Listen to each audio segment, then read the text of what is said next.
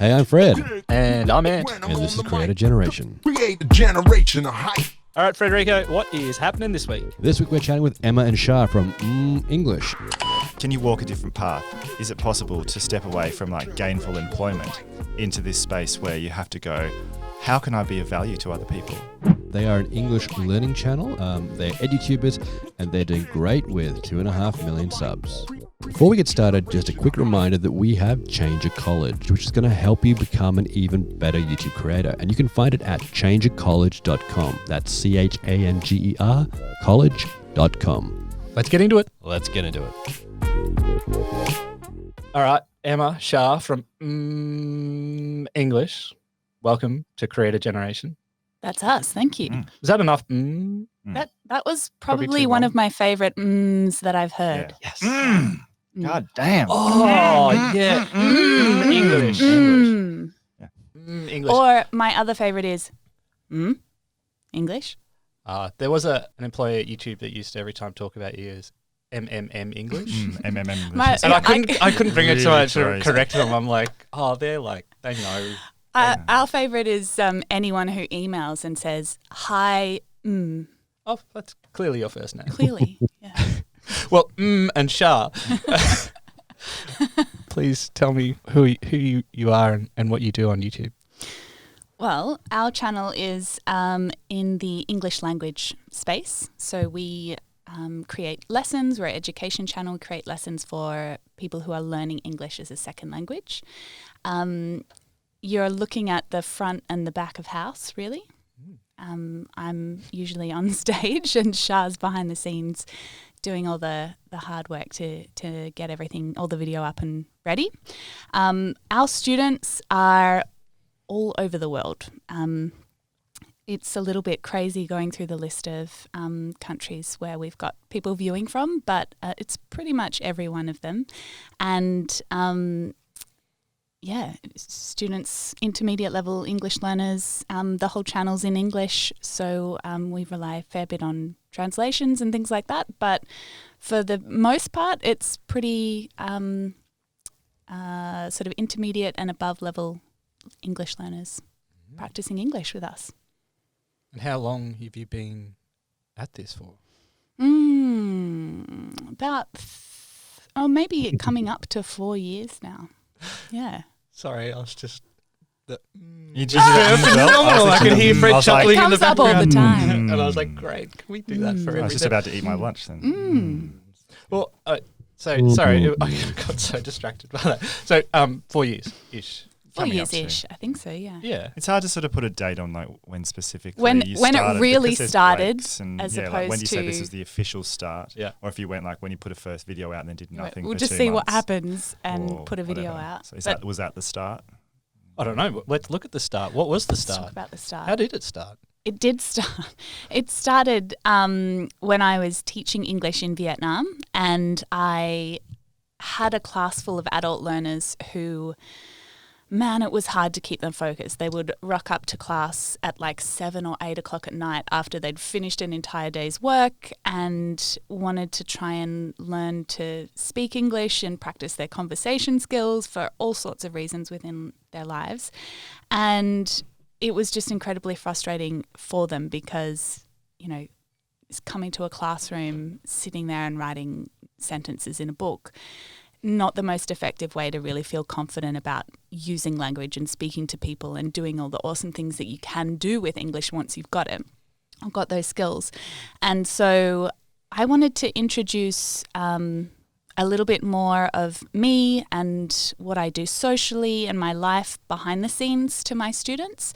And so I decided I had this really crappy Panasonic Handycam that I started taking with me to restaurants with people. I was cooking in the kitchen with the idea being that food is this awesome hub for relaxed social kind of conversation, and it makes everyone feel a little bit more at ease when you're around food, eating, talking, sharing, cooking, all of that sort of thing. So that's where the comes from.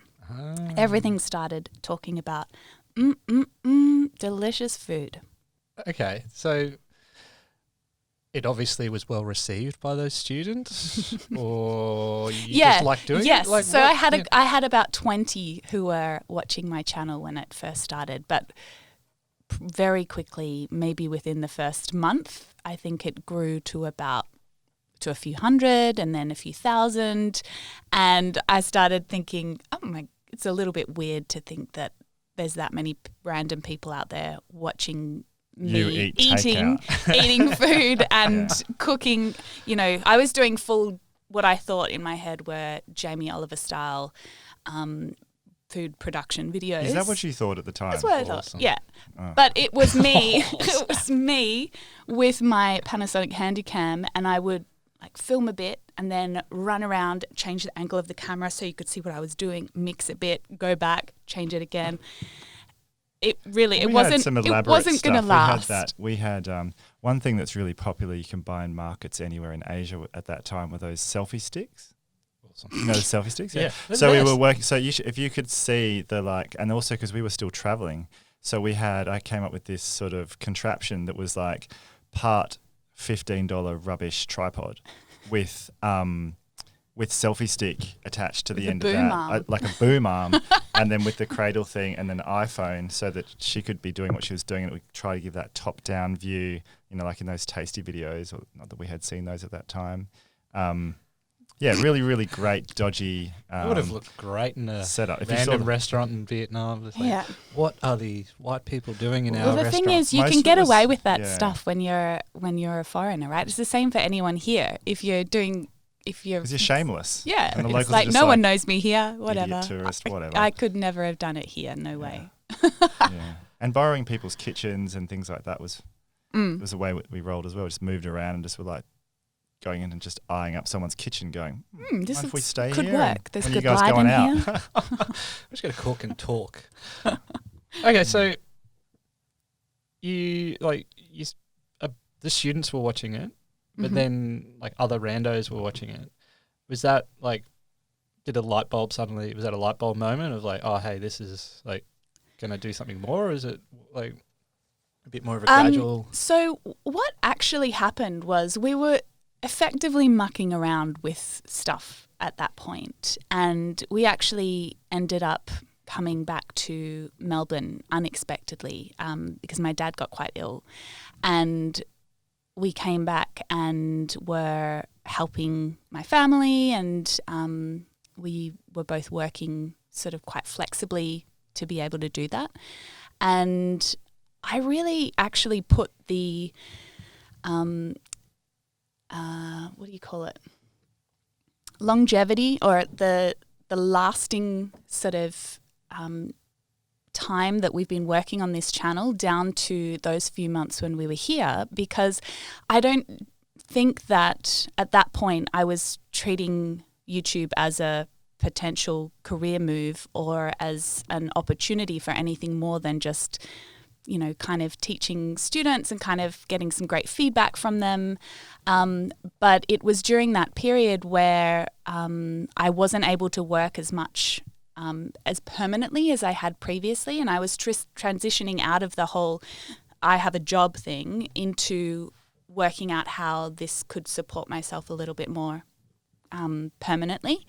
And in a way, I feel like it was that I was forced into making the YouTube channel work through that period, and me being quite sensible and pragmatic, I don't know whether I would have stuck it out for that. You know, with YouTube, there is that massive period where you're questioning what you're doing and it's not really giving you the returns and the return on your investment, your time, your money, all of that stuff. And you just think, I don't know if it's worth all of the energy and effort that I'm putting into it. And it was that period where I was sort of forced into continuing it.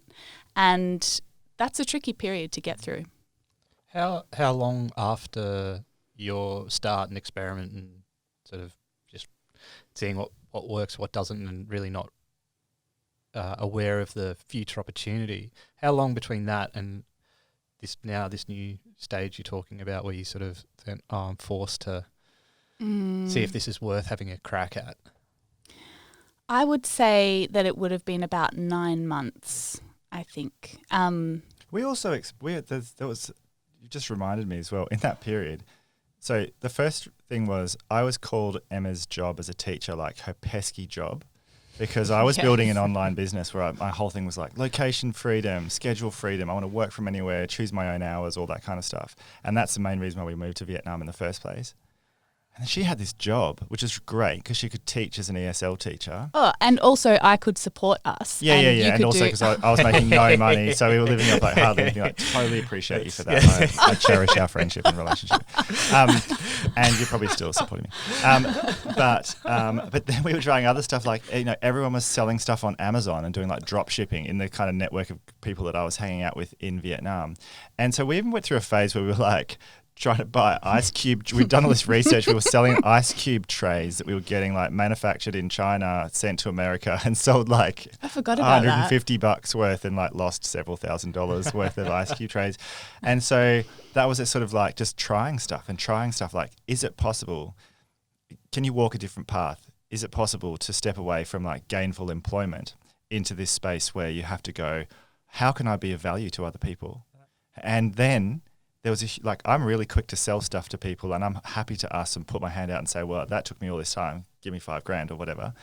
For Emma, the transition from like you work and you log your hours and you get paid to like having to ask someone else for money, even as a tutor, she was doing like tutoring work as well. People would say, I really love your channel, can you teach me? And so coming up with a package and then having to say, okay, and I want X number of dollars for this. That in itself is, like, there's a kind of mindset shift that happens there from employee to business, whatever, even as a freelancer kind of type thing. It's so that was kind of happening in between. But it's also even the words, like to be able to sell stuff on camera, to talk about your own products and to do it in a way that doesn't make you feel weird and icky and gross. And that whole process was or even years. Like, I'm so great, like therefore you should buy stuff off me. That you kind of have to do that, otherwise people aren't going to be that interested, are they? You have to kind of tell them that this thing's awesome, you should definitely buy it. It's definitely, I think, harder for an Australian. Australians, really hard. We are not good at talking that. ourselves up. No.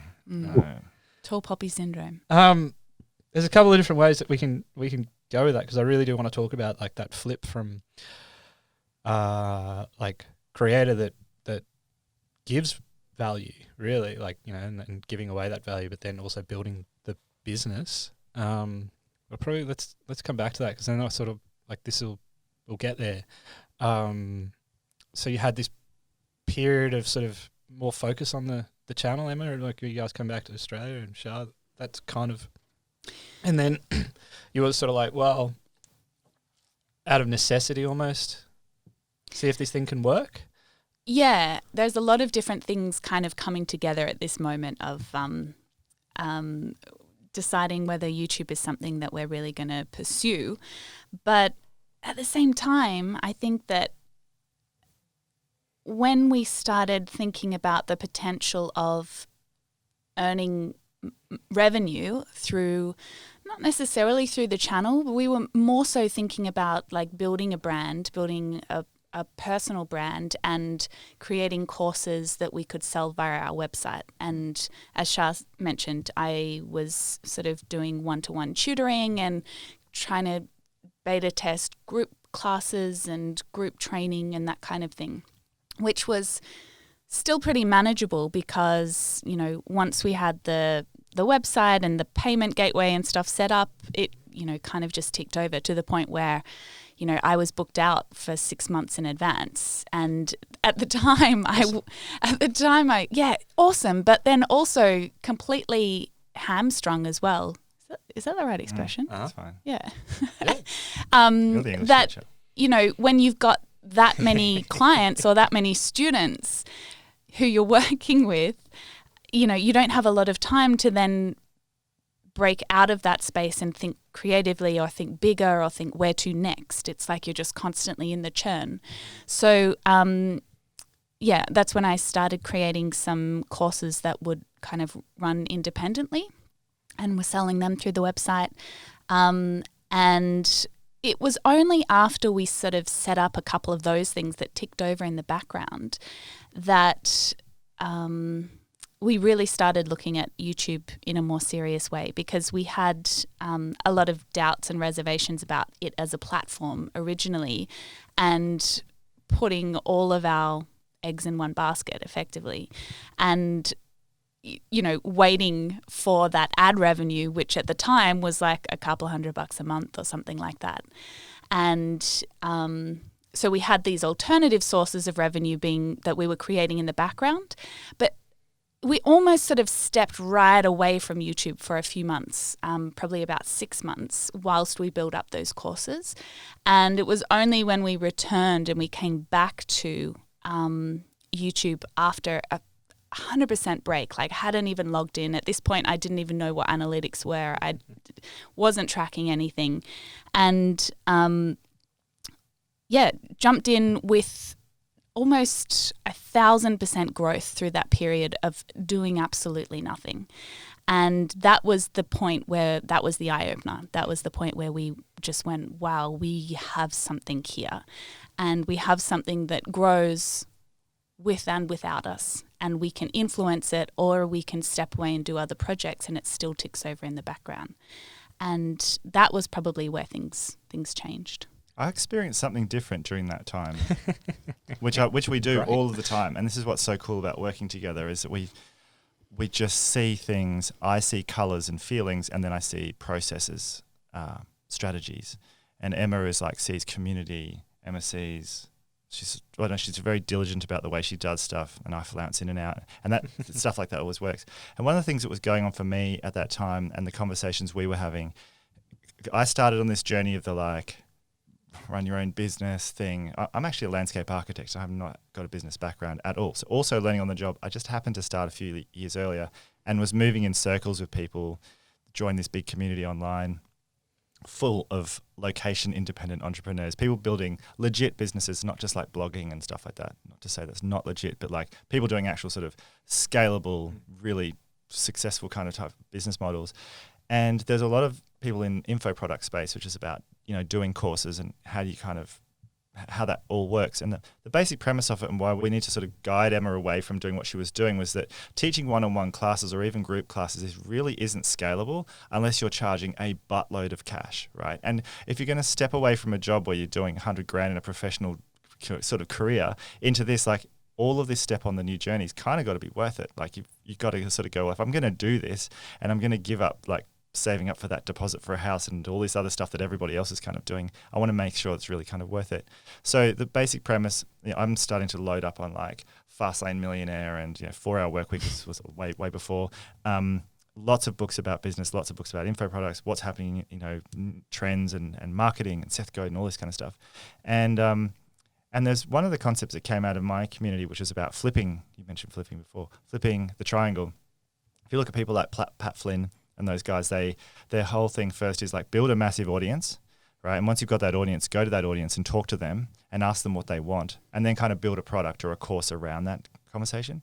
And I think that what worked and that's a really cool thing to do. And in fact, in the long term, that's what's happening to us now. Now we've got this colossal audience, and now we're trying to find out like how do we communicate with them to find out what they want, so that when we have another stab at a course, it will be worthwhile and it'll be something we already know that they want.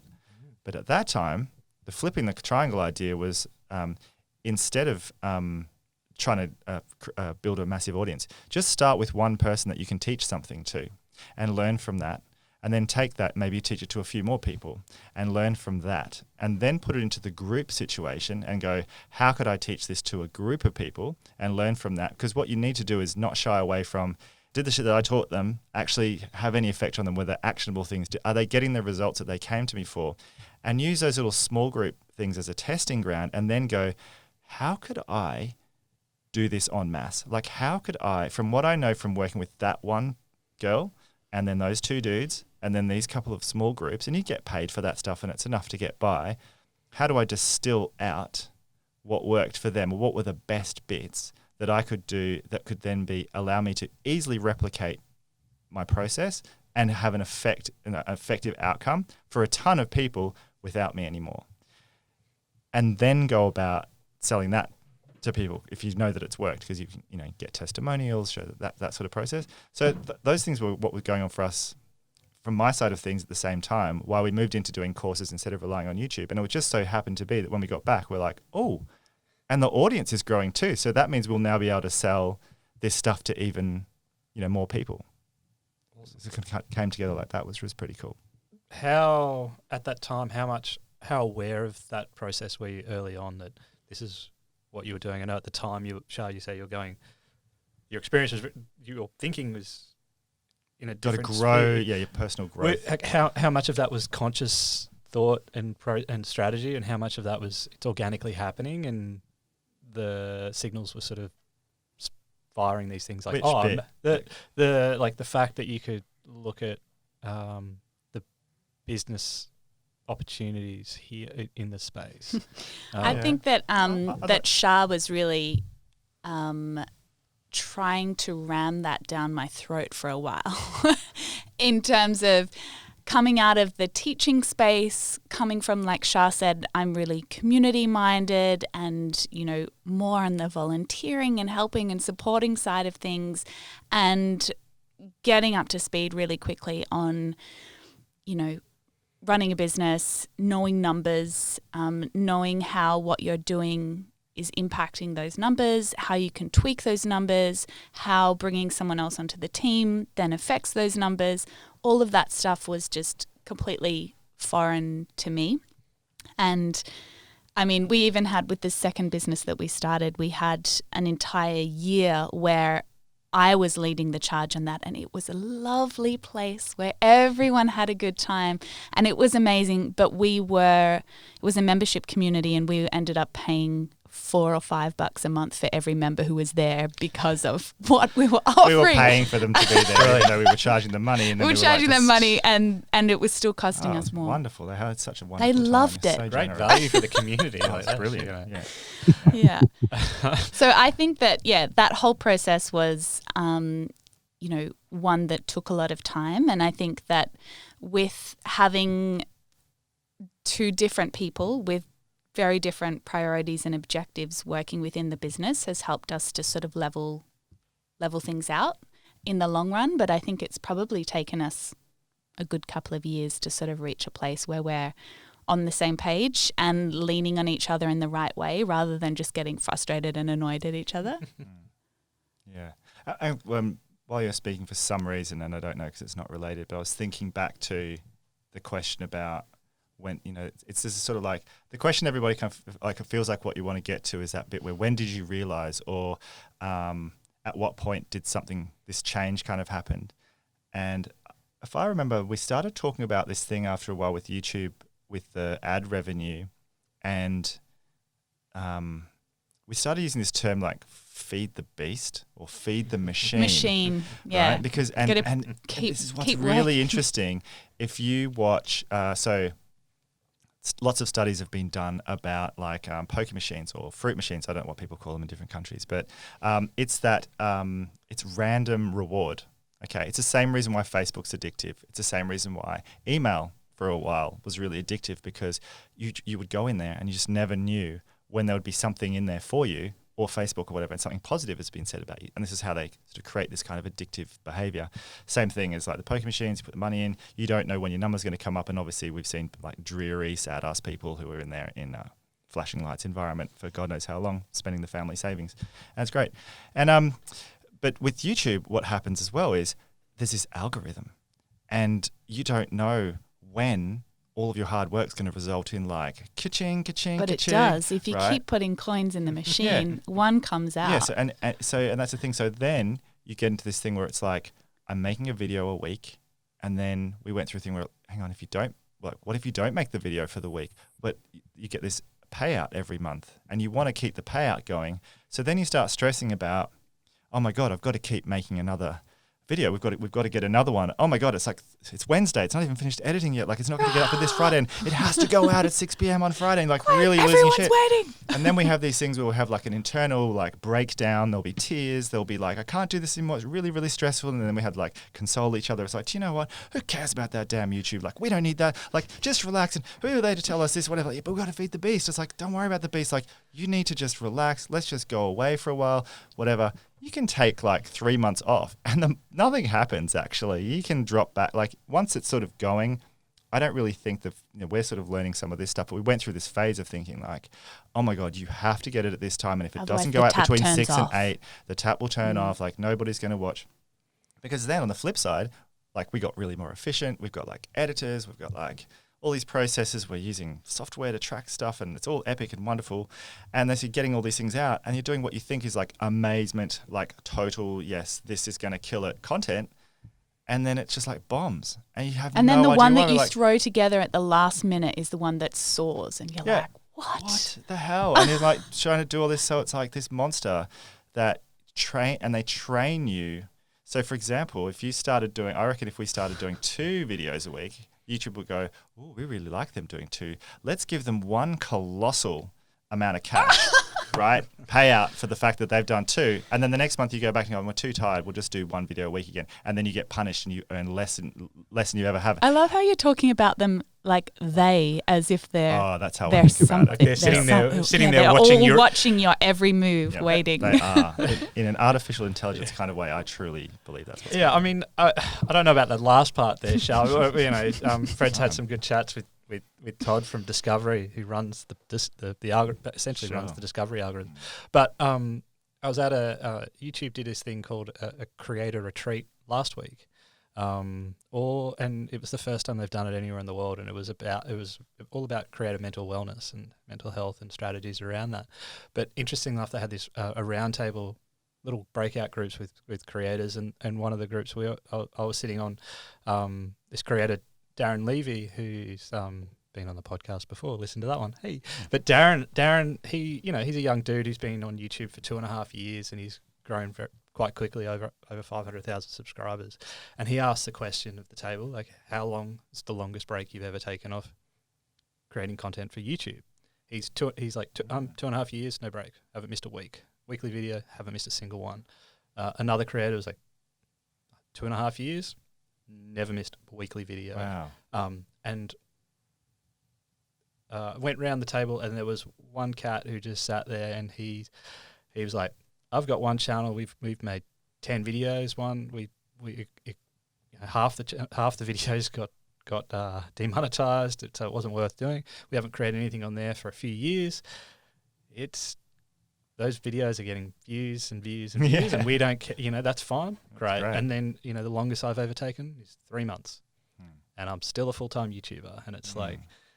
Yeah. And Exactly the what you're fear, saying. the That's fear, exactly and Darren and a couple other creators were like, the reason why we do it, the fear. That they know. Yeah. Everyone knows. So it's probably a really great and message to it's- know. You can miss an upload and you won't disappear off the platform. That's right. Yeah. Or the Well, dark. that's true. That's true. That's yeah. true. Like we've done that a few times, and the amount that you can gain from just switching off or pulling back that stress and just taking a break, taking a week off to reset, to think a little bit more creatively about content and what you're going to do for the following weeks, is sometimes just it pays itself back tenfold. I think that you touched on it, Shah, a little earlier about this, stress and this worry, you've got to feed the beast and that kind of thing. And that's very much been my mentality, not just with YouTube, but also with, business generally. It's, setting promises or setting goals and telling your staff or telling yourself, this is when something's going to be done. And I would always end up in a huge panic, stressed state because this deadline is coming up and I haven't, got everything done, or something's come up in the meantime. And Shah's always been that leveling voice in the background going, there is no one else who is standing there waiting for this on that day. Like, it's you. You set the date. You said that that's what it was going to be. If it's all too hard, change the date. And it's like, hey, yeah, like I can. And if I do it, no one really notices and no one really cares, and the algorithm doesn't notice either. I think as time goes on, I feel like it's more to our fans, probably the consistency, because we do get people who say, I've been checking my phone on Friday for the last 2 weeks. And it's like, yeah, well, you're great, man. and we appreciate that, but also we've got our own personal like health and mental health and stuff like that too. Just one thing I'd add to what you were saying before, like a lot of YouTubers do have that fear, and they do talk to us about it. And like even YouTube say, it's not necessarily an algorithmic issue so much as, the algorithm does follow the viewer, and it's the viewers that want constant content, and that's why that exists. Often viewers who take breaks have no real effect on the channel, providing that the audience knows what's happening. That's the big thing. So if the audience is trained or understands why there's a break or why there's inconsistency, then they're open to it. And often you'll see views even pick up on your return videos because they're aware of what's happening. It's just that when suddenly, or it's inconsistent all the time, then the audience loses out and loses interest because it's just not consistent and they have too much other content to pay attention to. But if they're connected to a YouTuber and they really love what they do, they will be more than happy if you take a break for a while, providing they know what's happening. Yeah, Definitely. Totally. Do you guys do that? No, I don't like half buy that story. I mean, I appreciate it sounds like a really nice way of putting it. Oh, it's your fans and everything like that. But I do think that I would don't say know how that much truth in that myself. interestingly, it would really depend on your audience. Like I can imagine that whole strategy works for people who have fans built around like a personal brand and also like really fun, entertaining, exciting content.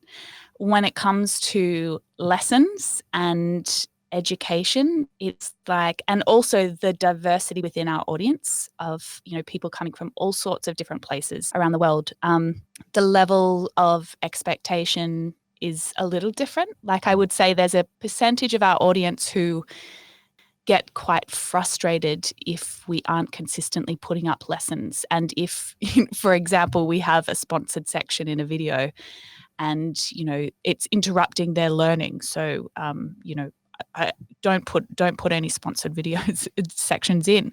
And it's like, well, okay, that's fine, for you, but it's, it helps us to create this content for free for you every single week and, that kind of thing.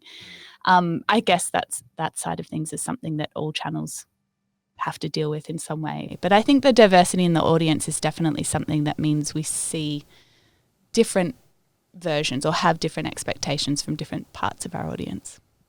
Yeah, it is definitely true. I mean, the audiences typically some audiences are definitely more aggressive about things. But look, we have creators who release a video every month, every 6 weeks, and the audience absolutely has no issue with that. I mean, they'd like more content, but they're trained for that, right? And algorithmically, they do unbelievably well because when the videos come out, there's huge viewership. I think the issue we find when people take a break, they'll give you a scenario. Imagine you were the YouTube algorithm and someone takes a break for 4 or 5 weeks and there's no content there, and the people who normally watch are watching other things, it's going to start serving them other things because your content isn't there anymore, right? That is algorithmically understandable. But if they were trained and knew that you were coming back and you use your other socials or whatever to tell them you're back and that's the thing, and they knew to do that, then they'll see a massive pickup again as they start to watch again and your regular content comes back online and it'll start reserving it. So that is typically what happens. It's what we've seen it happen on multiple channels. I think we have both to instances. Yeah. Sorry? Test because we've never actually made a massive announcement and taken a massive amount of time off. It's always just been about the consistency of showing up every week. And I don't know. I'm curious to try that out. It has worked. Holiday. Look at it, Shah. Shah's like, I'm scared to test Shah's that. not buying that. I don't want to test it on our channel. Yeah. Sorry, Fred. No. I mean, even the guys at YouTube do say that as well. It's like they do see that, and we've also seen that happen too. It is though about making sure the audience does come back, and if they're connected to you and they understand what's happening, you're going to get people back. So if you leave for a long period of time where you're completely inconsistent, then you're going to lose out because it's just not in the wheelhouse of what people are watching, and if it's not there, it's not going to serve because there's too much other content around. So it is about managing expectations, but there are different ways people do it. When they go on breaks, they put in mini episodes, connectors, or they put in other things, or they make just announcements to say they're not there. But it is an interesting area. causes a lot of debate, often because I think the whole thing is misunderstood. But yeah, interesting nonetheless. But moving on, I want to ask a question about you guys as a team. So obviously you're a couple and you're co-creators on this channel. To it's obvious to us, Fred, but I don't know if it's obvious to we're everyone. holding hands, is. but Actually, obviously everyone else, see us right? holding hands. Just make that assumption. your Hey, audience know you guys you're- must be together. Hey, yeah. Shit. Now that- Hey, I'm just saying, your audience do know you're a couple, is that right? Like I said, I'm do? front of house, Yeah. Shah's back of house. Shah's made a couple of appearances in videos and, to mixed reaction. Ooh. Let's talk about that later. Shah's looking really stoked about that. That's fine. That's why I'm back of the house. No. But, it's not like we feature together in videos. It's more like, I'm front of house, Shah's back of house. And, if super fans know because, it pops up in Facebook or Instagram or, there's a photo shared here or there. But really, I'm not a hugely public person, so I don't really... We try to keep it about the content. Yeah. Sorry, Fred, I hijacked your question. That wasn't your question at all. That's fine. But from a working perspective, what is it like working as a couple or a partner? Oh my God. Together. Who's going to start? Oh, you go. This is a safe space, everybody. Yeah, no. Safe I think space.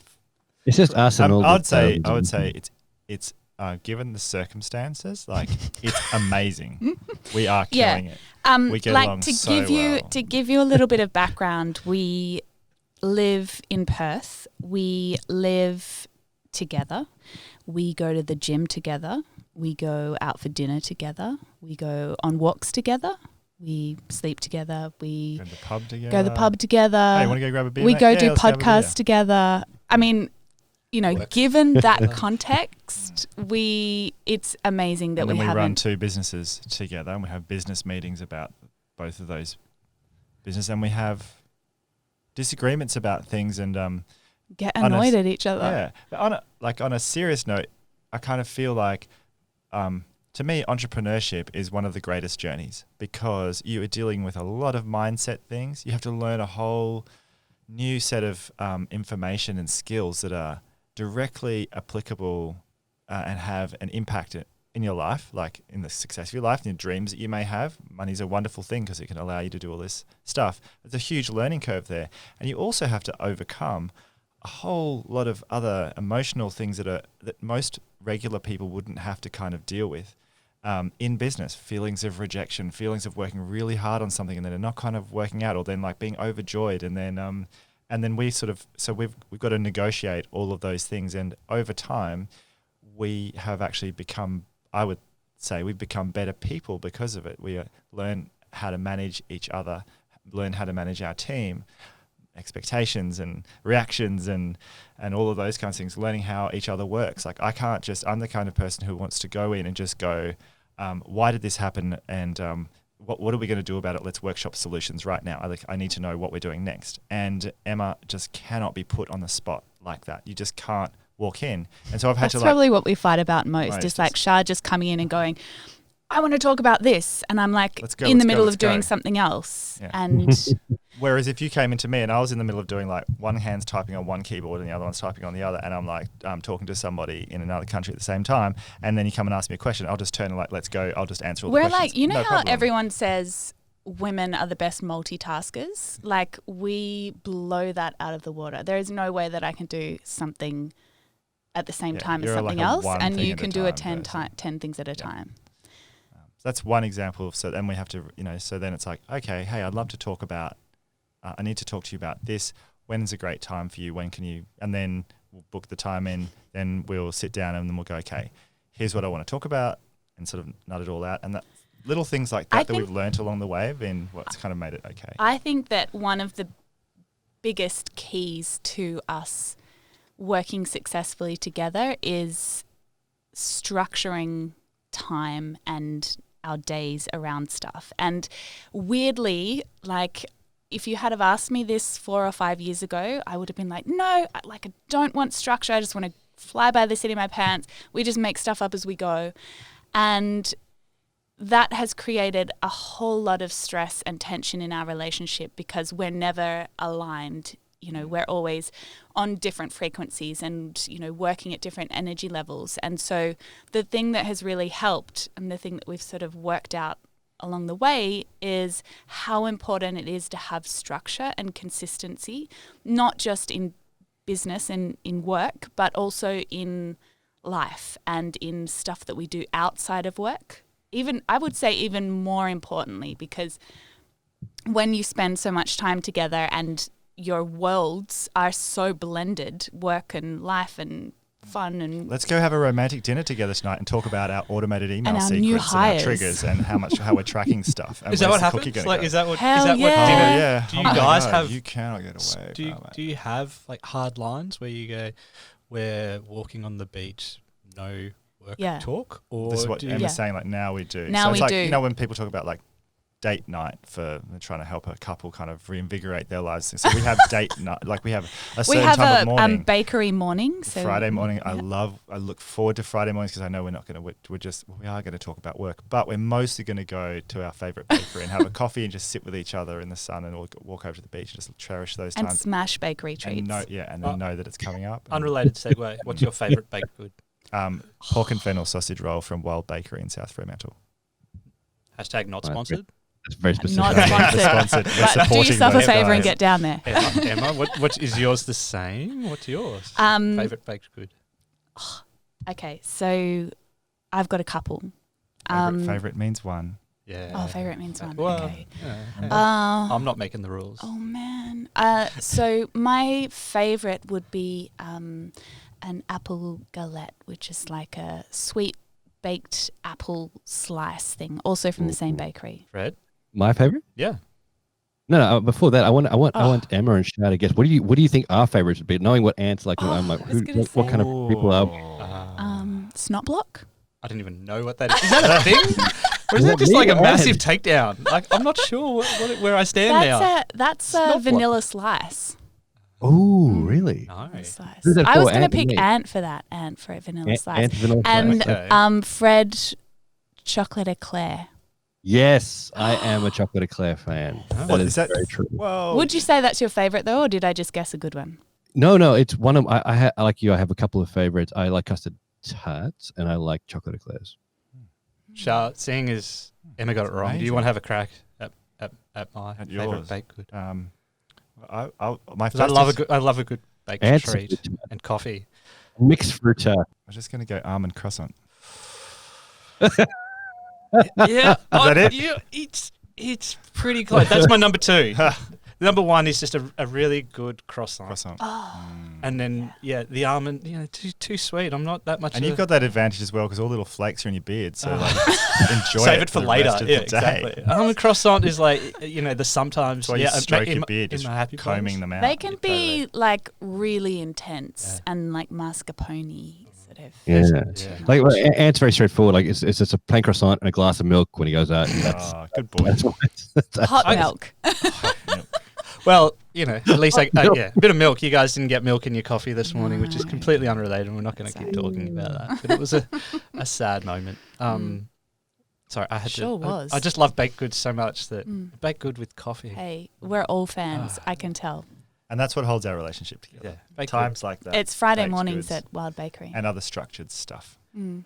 That's and do you find yourself at Baked Good Fridays eating your treat, thinking, I really want to talk about that next video, or do you switch off? And We don't have hard line rules like we can't talk about, work-related stuff at those times.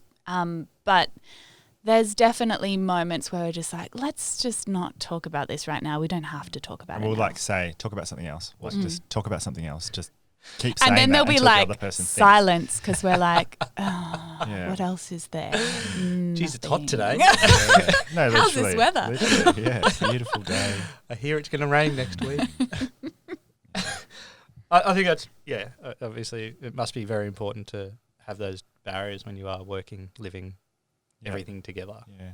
Actually, another thing that has worked really well for us is from time to time, inspirational spaces or inspirational spaces. Aspirational. So if we, let's say, we've done one where it's like we're going to do our director's retreat where we're going to go and just make plans for the year ahead and just like really kind of put aside all barriers and just sort of say, if everything was already successful and running really well, what will we do? Like what's the next year going to look like, and that kind of stuff. As business owners, there's a tendency to kind of be quite frugal about how you spend money generally. And those things we've actually found that like if we go and get a place that's like just a total like sick pad with an epic view of some description, which sort of feels like the place you kind of want to be going, our minds open up a lot more in that space, which is really cool for us to just at the same time as enjoy something that's a bit special and splash out a bit. But it's also been really good for us business wise to sort of put ourselves in that space. And in fact, all the way along, if we were to think about it, we've given more consideration to the environment that we're in for work, the environment that we spend in all day, and or go to for things like that. And that's also been incredible because it takes away the stress of kind of, I suppose, being too frugal where you're sort of, like, I don't know, shacked up in a little tiny not having enough box, space, not having and enough space to think, yeah. and, you know, a generous desk and all those kinds not of being things. comfortable, and yeah, and it helps. So you guys work from home though, right? Yeah. Mm. So then talking about that workspace, what have you done to make that workspace work? Oh, well, like at the moment we've ended up, there's two of us and we've like moved into a 3-bedroom apartment. So we've basically got an office each. Awesome. We were in the same space, but I mean, trying to run 3 businesses, make videos, all of that stuff, I was constantly kicking Shah out, being like, I've got to film a video, get out. Yeah. And Or I've got to do a sales call or something like that and I might be on the phone for 40 minutes. It's just not. yeah, not practical. So yeah, we have just a big space that that we share separately. When you film a video, what is your approach? Do you, Shah, do you do the camera work, or does Em have to do it by herself? What's that process there? So we have a fixed environment, so the camera is just sort of in a fixed position, and Emma's just for most of the content that we make. And so since we've sort of over time it's and we've started looking at what our process is and how long everything kind of takes to actually make a video, I now set up the studio space, so I'll get all of the lights ready and the camera in the right position and the lighting and the adjustments and all that kind of stuff exactly right, because it actually takes about the same amount of time for Emma to do. She's got to do makeup and hair and then, you know, feel comfortable and all that kind of stuff. That was a huge sticking point for me when it comes to like consistently making videos, because the setting up the studio, we don't have a studio permanently set up. So when it comes time to filming and, you know, really wanting to do like batch filming and just getting a bunch of stuff done, it was really challenging for me to try and do the whole setup and then get myself sorted and then sit down in a cool, calm and collected way and smash something out. So by dividing up those responsibilities or things, it's just made the process become so much smoother. And I find myself sitting down to film in such a better headspace than I was previously. And instead of feeling like a chore, it, you know, has returned to being something that I love to do. And I think that like little tweaks like that and working out how can you improve your systems and the way that you're doing things can have such huge results. And I think that in itself is behind our consistency in putting out content and, you know, staying on top of, you know, video production and that kind of thing, is because we are working more as a team now, and it's not just me managing the whole studio setup and filming and editing and that whole process. So we like to finish these by asking the creators to give their top 3 tips that they've learned over the years of creating. So guys, what are your top 3 tips, or 1 or 5? Or 3 each. Or 3. You go. You do 2 and I'll do 1. So my first tip would be to realize that you are the person who's in control of your schedule and your time and your output and your capacity. Whilst there's YouTube, there's the algorithm, there's your audience, it ultimately just falls to you. And so if you need to take a week off or you need to take some time out, the world's not going to stop. And I hate to say it, but not that many people are even going to notice. And I think coming to terms with that and just being cool with it has been a huge help for me. Granted that consistency and that promise to your audience is important, but I think also, keeping yourself in a positive, creative and productive space is also really important. I'm going to give one tip about your content, and I'm going to say do your best to produce content with purpose and fulfill on the promise of what you're delivering. And what I mean by that is, one of the great things that we've learned with watch time on YouTube videos is that if you deliver and deliver and deliver and deliver within the one video on the thing that people came to watch that video for, so how to do this or whatever it may be, and I'm talking about people more in our space, and you really deliver big on that, that video will do a lot better because it's been pre-planned and you're going to teach them or offer them what they came for over and over, than if it's just sort of just drifting, kind of waffling, kind of not really that structured and just sort of see how it goes sort of type thing. So that would be my one. So the more even dopamine kicks or the more kicks you can give them in one video, the better that video will do. And that would be my one tip. And my third tip would be around this idea of building a team around your channel as it grows and identifying which parts in your process can be supported by others.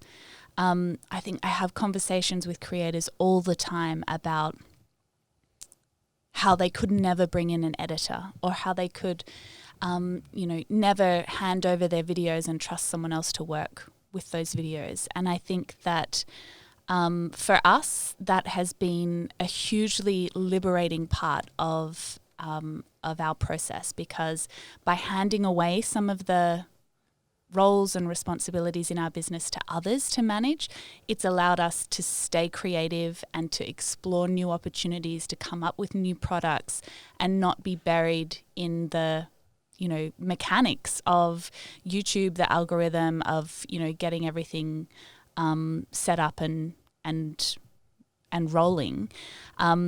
I have this conversation all the time with other creators around I could never hand over my content, my videos to other people to edit. And I think that in a way that's true, and that's a really legitimate, real fear. It's hard to get someone else to create something in exactly the way that you want it to be created. But I think that for us, we definitely started in that place, and it was a frustrating sort of transition. But with consistent and really smart training over a few months, it's not just something that happens like that, but helping someone to really understand your purpose, what you're trying to achieve in your videos.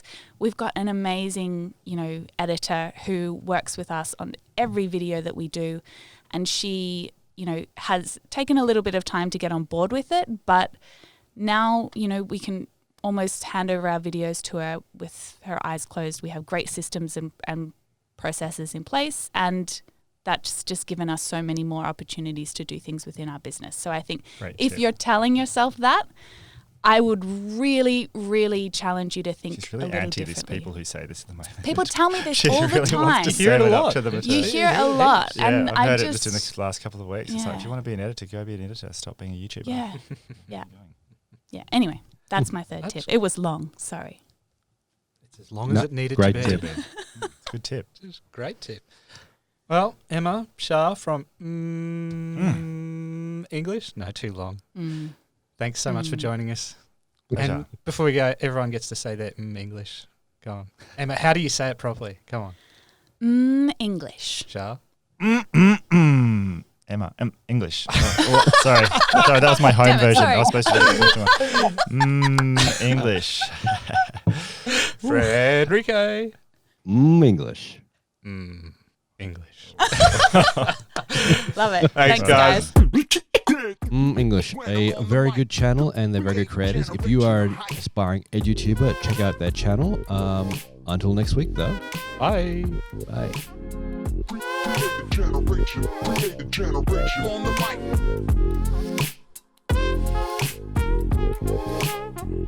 Create the generation on the mic.